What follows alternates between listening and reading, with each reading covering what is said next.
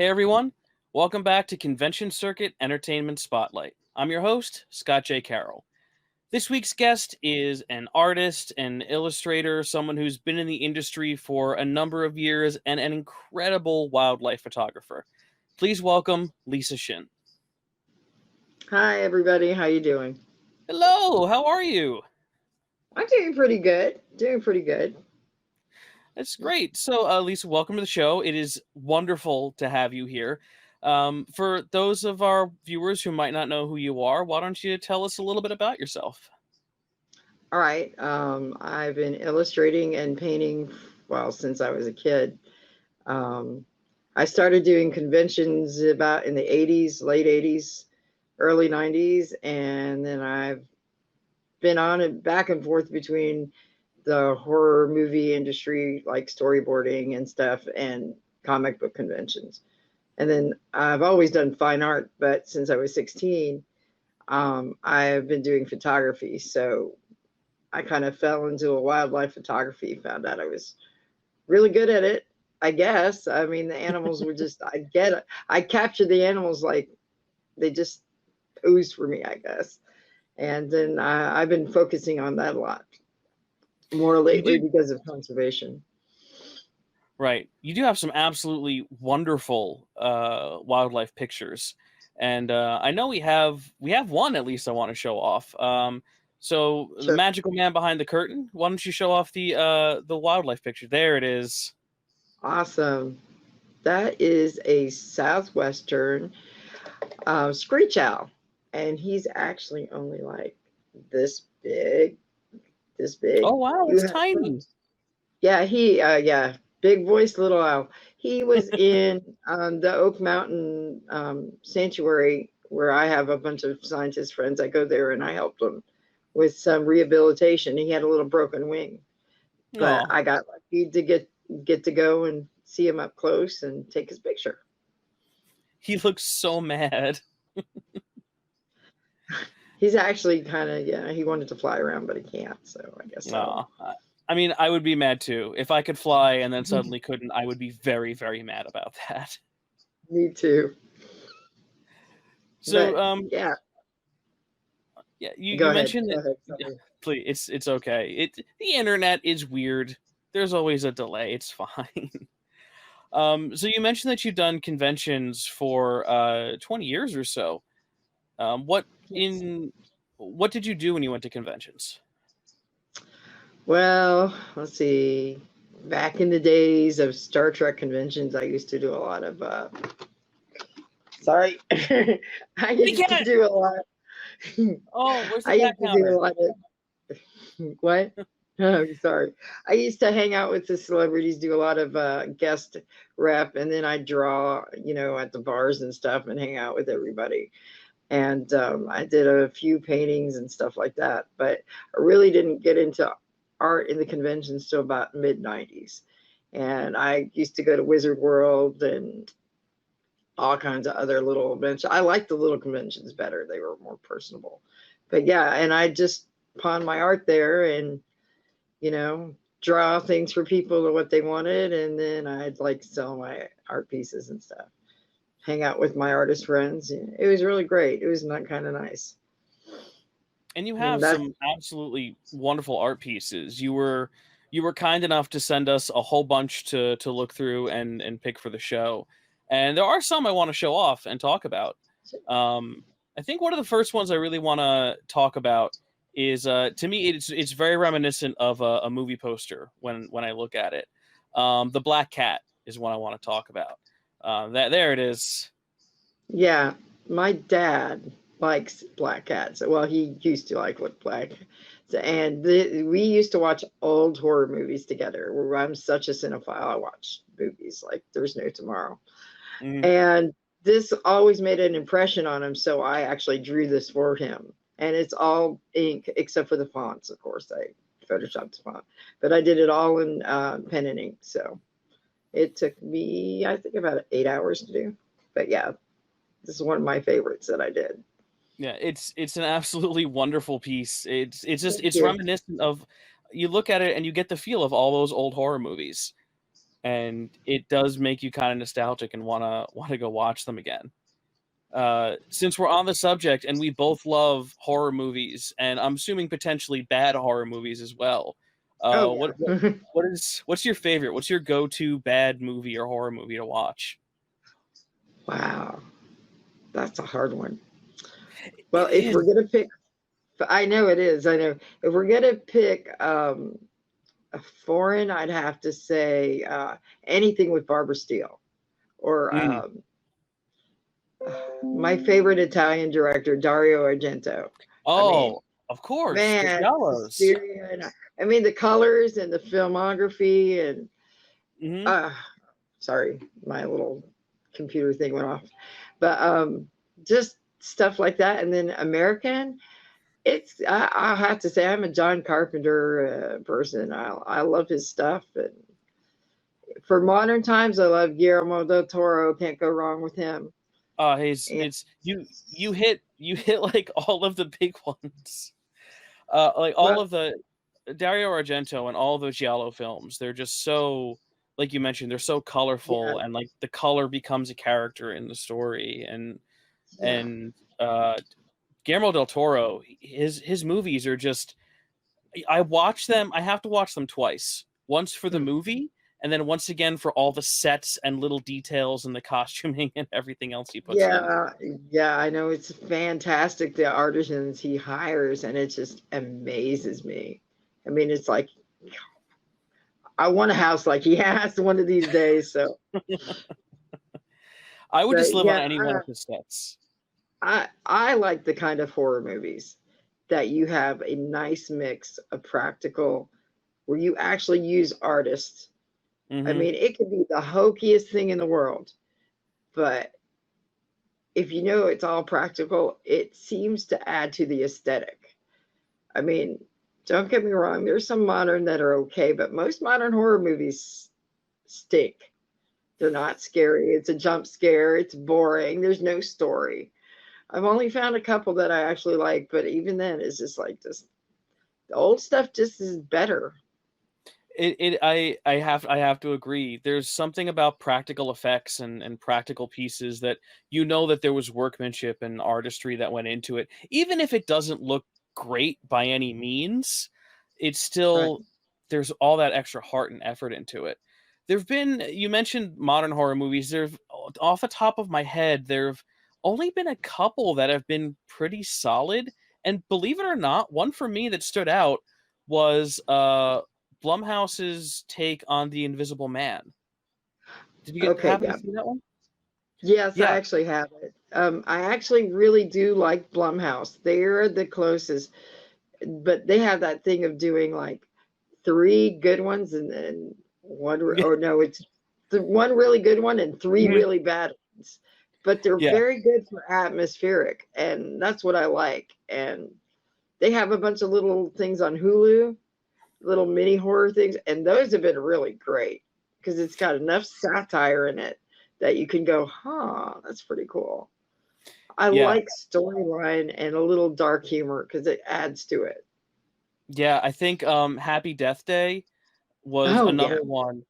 That was, I went into that. I saw the trailer and I went, "Oh, that's just Groundhog Day. No, I don't need to see that again." And then my friend said, "No, you need to watch this." So we did, and I had fun. It Oh was yeah. well thought out. There, I think things were properly foreshadowed. The twist, even when you figured the twist out a little bit before the main character, but you were still happy when Mhm. they did. It was great. But yeah, Oh you're right. I think Blumhouse is like, we're gonna put out three not so great movies, so we can put out these good movies. now I did see Freaky. I bought Freaky. It was actually really good. And Vince Vaughn, you're just like, wow, he's still a great actor. So that added to it. I Yeah, mean, that you one's had on my all the, list. yeah, it was definitely a good film. I mean, as far as fun horror like Happy Death Day, yeah, that was a fun film. I think that we're finally at a point now where, because I think around the early 2000s and then into the 2010s, horror movies had to be, like you mentioned, jump scares. They had to be super bloody, super jump scares, and not a lot of story. And it's nice to see that we're getting past that point. now to where movies can actually give us a story with characters and with a little Yeah, bit of depth. exactly. I And know you're a writer, so yeah, I'm sure you're probably going, "Oh my God." I feel bad. You're probably watching these going, "Oh my God." Yeah. I I have there is a fun story that I'll say as quickly as I possibly can because this show is about you, not me.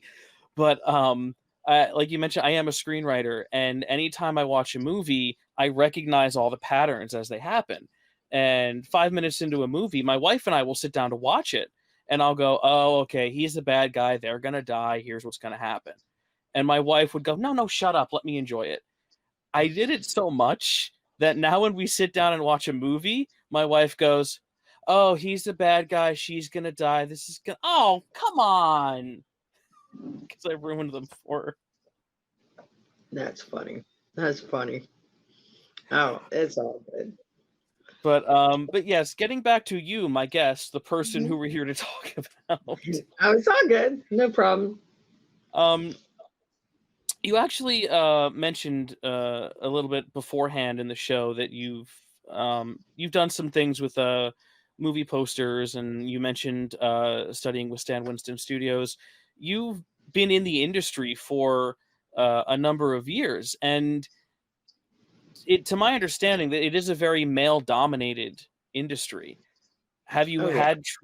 had troubles being a woman in a male-dominated industry, especially like this one? And the Stan Winston is actually now. I'm actually going back to school for special effects. I worked on a couple of small, but no, I've never. There are a few, but I don't. I got such an opinion about this. I've never really had. I've never really had a problem because I treat everybody with respect. I don't come off as a victim.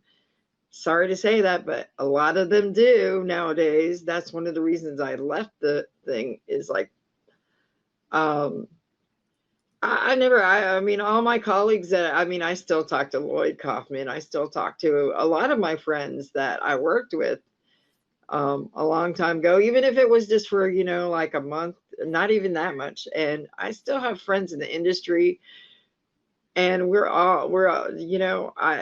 I never really had any issues. And if I did, I'm a very blunt person. So I could say something, but it would be inappropriate for this show. So let's just say I offered to draw something a little bit bigger than they were. So, That's fair. and that's all I'm going to get because I'm trying to keep this long And day at the warehouse. You want to go, oh, I know, I know. But you mentioned working with different people, and Lloyd Kaufman especially. Trauma has a special place in my heart as well. Like I mentioned, I grew up in New Jersey, and yeah, yeah. um, you know, Toxic Avenger takes place in Jersey, parts of it, and like we would every so often we would see someone. We'd be driving around and we would see like some weird little movie thing happening, and later on we'd find out it was a trauma thing. It's just and my brother has Lloyd's book, Make Your Own Damn Movie, Yeah, and yeah. That's the book. I took that from him and read that, and it actually has some really genuinely great advice in it. Oh Um, yeah, he's really really a nice guy. The first time I ever had to speak in it, Lloyd was the one who made me speak the first time. I'm sitting in the thing to watch his panel, and he goes, "Oh yeah, and here comes Lisa." I'd had a different last name at the time. She's done movie posters. Come on up and talk about it. I'm like, thanks a lot. But yeah, so yeah, working. I've only done a few things for him, but we've been friends for a long time. I worked on the poster of Rabid Grannies, and just like I said, a little special effects here and there, just on cheap on the fly. But drum was always a soft spot in my heart. So yeah, I will always support them. yeah, and that So actually does bring up a very interesting question, because I've spoken to a lot of artists at conventions over the years, but never anyone who's done movie posters. What is that process like? Do you get to see the movie beforehand? Do they give you kind of storyboards? Do they give you a rough idea? Or How does that go? Yeah, I mean, it all depends on the writer and who you're working with. Now, like when I work with Brett Kelly, like I did the storyboarding for his it's on Amazon now. Watch it. It's going through my head. I can't even. A Countryside. I did the storyboards for Countryside, and he gave me a part the script, and I got to read the script, and I still have the script. And I went from there. But your movie posters, they usually say, well, it's kind of got some of this and kind of got some of that. Like I said, it all depends on who you work with. But I'm pretty good at pulling things out of people's heads by reading what they do. So I usually can get an idea, a general idea. So, but And most of the movie posters I work were on B movie posters. So there's like, some weird stuff going on. So sometimes I think those are more fun. oh yeah, Just to definitely. look at. Because Well, see, oh please sorry. go ahead. Well, see, the problem, and one of my friends and I were talking about the other day, the art of movie posters has gone by the wayside because so many people have digital. See, I work in digital, and I'm sure you've seen a few examples like the train with the cats, and that's all digital. But I sketched it out first. And I think that's one of the biggest problems that we have nowadays where we're losing the art. It's so commercial. And that's another reason why I choose to go out of the conventions, because it's just not the same. You don't have the creativity like you used to. And I'm an artist. I do what I want. I'm not here to impress. I'm not here to impress anybody. I'm here to do my interpretation of how I see the world and my thoughts and feelings. And that's what art's about. And if you like it, yay. If you don't like it, too bad. I don't care. You can see when the passion is there when it comes through in movie posters, because I was able to look up some of yours. Unfortunately, for rights issues, we can't show them in the episode. But the art and the passion is there. And if you look at something similar, like a Drew Struzan poster, the art and the passion is there. And you're absolutely right. A lot of that is missing. My wife is a graphic designer, and a game that we play is we'll go to Netflix or Hulu or whatever. We'll just look at the movie poster, and the game is to guess the movie, guess everything that happens in the movie based off the poster. And 9 times out of 10, you're right, because it's become very, I don't want to say simplistic, but possibly streamlined. Again, I'm the writer, not the artist. The words aren't right there. No, you're fine. It's actually because you have to think about, okay, I could get on a tangent. So I see you were like, okay, I'll make this quick. Because the industry has become so mainstream, you're not just dealing with us nerds who can appreciate good art.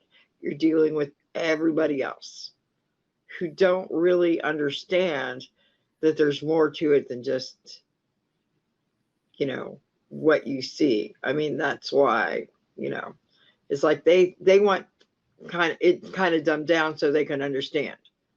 That's why if you watch, see, I movies I like a lot. I love, and now it's escaping me. Oh my God. David Lynch is my guy. Oh, God. Oh, yes. And my best friend could tell you, I'm probably one of the only ones that can interpret all of his stuff. I even have his art book. Now, David Lynch is, and I have a lot of respect for him because he keeps on keeping on. As weird as he is, he keeps it up. But a lot of people can't understand that because I feel that we're so inundated by electronics and everything that they don't really, they lose a lot of their capability to appreciate it. So they just want the bare minimum. And that's why we get the same old now. And it's kind of boring, unfortunately. Yeah. And that's what people want to buy, is they want to buy same old. They don't want to branch out sometimes. Well, some people do, but you have a few, but you know what I mean. Yeah.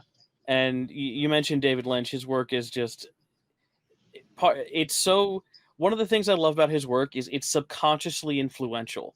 When you watch his work, you'll find yourself putting a little Lynchian thing in there somewhere that just kind of sticks with you. Now, you mentioned before great art, and we actually have more great art to show. Your art to show. Okay, So I want to look at a few more of your pictures. sure. The next one I want to look at is a lot of your work is a very soft spot to me. Again, I am a big fan of monsters. I love monsters and critters. You gave us this wonderful werewolf piece. If we could toss that one up. Sure. There it is. Yeah, I love werewolves. I always have. They are my personal favorite of the cryptids. I will fight Yep. many people who say they're not. They are cryptids. That's true. They are cryptids. I like okay, my favorite, as you see the long ears, you can tell. What movie is that my favorite? My favorite are the Howling ones, the ones from the Howling. Oh I don't know, yes. something about the big giant ears is just kind of awesome. I think it Again, completes it. the Howling movies had practical effects, and Mm-hmm. that's one of the things that makes them stand out. The first Howling was great. Howling 2 was weird. Oh yeah. Howling 3 was I don't know, and then after Uh, that, it kind of gets. I think what is it? 7 was the one that it was mostly line dancing. I really yeah, can't that was remember. kind of weird. The third one, I think, was the one with the marsupials, or was that Marsupials, the fourth? yes, the That marsupial. I love that one. That was really cool because they hit on the Aborigine legends a little, just a tad bit. Because I And love they, the Tasmanian tiger. I love those. yeah, the look of those were fun, and they were something a little bit different. I Mhm. think it's something audiences didn't really latch onto because it wasn't the traditional mythos. But was 4 the castle? I think 4 was I the one think in the. four was the castle. There was one Yeah, that was the freaks, where they had the vampire kind of sort of hybrid guy and the werewolf. yeah, But the one that was at the excuse me. circus. We're getting way off track. Yeah, it's okay. I'm sorry. I can. You got me into Oh, film, old yeah, new. I could go on we're forever. I'm a cinephile, so I yes, watch everything. we're talking about werewolves in movies. This can't go wrong. Um, you did give us one picture that kind of encapsulates how all of us have felt over the past year. Um, so if we can throw up that first cat picture, there it is. That is how I felt yesterday. So I just like, ah. That's Well, my head half the time when I'm at work. That's just like, why? I feel like that is exactly how all of us have felt over this past year, and that is absolutely. I'm going. I just want little prints of that I can stick up everywhere because that is wonderful. I was Um, actually thinking about putting on a t-shirt. Oh, yes, I would. I would buy that. Now, if anybody is watching this, do not post a picture of that and then post a comment that says I want this on a t-shirt because there are bots that will read that comment and then steal that image and print it on a t-shirt, and then my lovely guest right here will not get any of the profits from that. So don't do that. Thank you, because I don't have to want to find those bots, and I will. There's another picture here that for many reasons is near and dear to my heart, and I want to show this one. Alan, if we can show the Halloween cat. That one. I love this one. Thank you. Personally, I genuinely love this one. It's got that old Halloween feel, and it's just you just get this. I get this personally. I get the sense of nostalgia and fun looking at that. Thanks. I actually got another one over here that I started working on. Hold on. Oh, okay. Ain't it? If we can show that. Let's see. There you go. It's a painting I'm working on. Oh, that's gorgeous. Not That finished yet, but it's getting there. that is great. Um, One of the reasons I really genuinely love the other one that we just had up. And Alan, if you could throw up the cat that we just looked at again really quickly. This one here. Take a good look at this because, as I mentioned earlier, I grew up in New Jersey, and in Asbury Park, New Jersey, on the side of a building, there is a piece of artwork, which if we could throw that one up. There it is. That is Tilly. Tilly has lived on the side of that building in Asbury Park for, I think, as long as any mortal can remember. And there's just something about that, and there's something about that Halloween cat that also reminds me of Tilly. Yeah. Yeah, I Maybe mean, the smile. it could be the smile. Tilly does scare people, so we shouldn't leave him up for too long. Huh. Tilly, no one is really sure how Tilly got there or when. Tilly might have existed before time. Maybe. It may be an urban legend. Who knows? Might be a cryptid hidden behind there. It's entirely possible. I really need to just let's take a cryptozoology course. I've been reading on them enough. I really should just do it. Oh, see, my dad got me into that. My dad is a big influence on film and weird stuff. And I lived on Sanibel Island because he was like a developer, and before Sanibel Island got it's horrible now. And we lived in this little house, and there were the legends of the skunk ape. Mm-hmm. And my brother and I tried to catch the skunk ape. So we dug a hole and we put palm fronds on it. And then we saw Dad's car was still there in the morning. And then we found Dad in the hole. That's such a wonderful story. And I feel like there is a very clearly omitted scene that we'll just leave to the imagination. Yes. Of everyone. Do you want to leave it to the imagination? My dad was Puerto Rican, so that's enough said. So fair enough. Liz, we are just about out of time. It has been so much fun talking to you. There's so much more I want to talk about with movies and horror movies and cryptids, which we'll have to save for another time. In the meantime, though, where can people find you, find your stuff, find your work? You can find me on Patreon at Artist Shin. You can find me on Instagram at Shin Lysa. You can find me on Facebook groups, the Art of Shin. That's pretty much where you can find me. I'm getting a better hang of this social media stuff. This is I work all the time on my job to pay for my art. So but yeah, we all gotta have the day jobs. So yeah, so we're getting there. I got my son Spencer. He's kind of helping me out because he's 24 and they do all that. So, well, Spencer, we appreciate you and everything you do. Lysa, this has been so much fun. Thank you so much for hanging out with us. Everybody, on behalf of my guests and everyone here at Entertainment Spotlight, I have been your host, Scott J. Carroll. Thank you so much for tuning in, and we'll catch you next time. Thanks.